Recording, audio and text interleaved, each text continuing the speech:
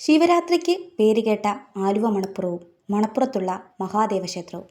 ദേ ഇവിടെ ഇതാ ശിവരാത്രി ഒരുക്കങ്ങൾക്ക് തുടക്കമായിരിക്കുന്നു. ശിവരാത്രിയുടെ അന്നാകട്ടെ ലക്ഷക്കണക്കിന് ആളുകളാണ് ആലുവ മണപ്പുറം തേടി എത്തുന്നത്.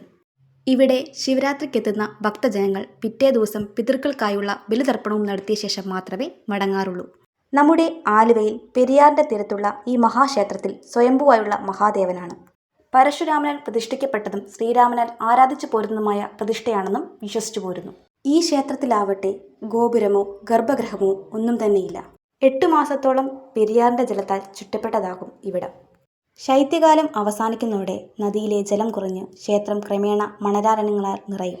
ശിവരാത്രിയോടനുബന്ധിച്ച് ദിവസേനയുള്ള ശീവേലിയും 3-ാമത്തെയും 4-ാമത്തെയും ദിവസം ദിഗ്വിജയം എന്നറിയപ്പെടുന്ന ഘോഷയാത്രയും നടത്തിപ്പോരുന്നു.